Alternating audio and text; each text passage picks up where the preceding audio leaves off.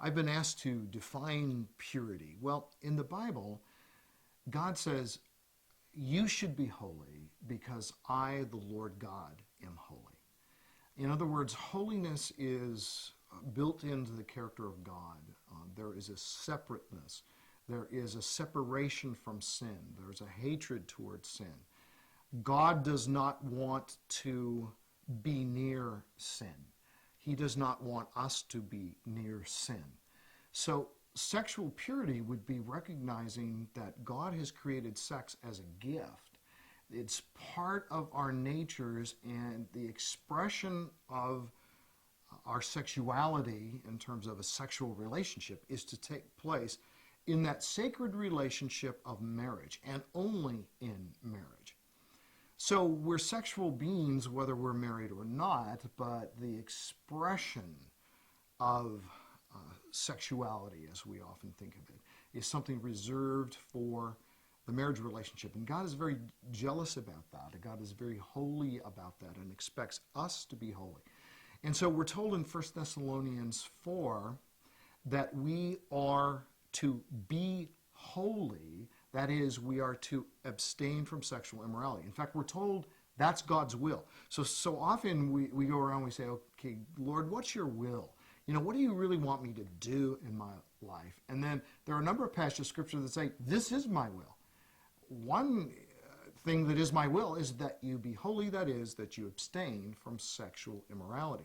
In 1 Corinthians 6, we're actually told we are to flee from immorality. So we don't just wait until we get into a compromising situation and sort of hope for the best and kind of play it by ear.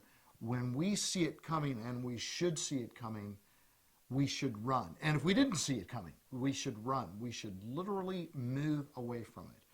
I have a good friend who, as a young Christian, we were talking about fleeing from sexual immorality, and he called me on the phone and he said he had been down at the county courthouse for jury duty or a hearing or whatever it was, and he had walked by a magazine stand and he had seen a magazine that was tempting him towards sexual impurity, and he said, and I ran. I sprinted all the way to the other side of the building. And I thought, this is great, because even though, it probably isn't literally talking about running, there is a time where we should literally run. And in his case, I think God was really honored by his desire to separate himself from this temptation towards sin.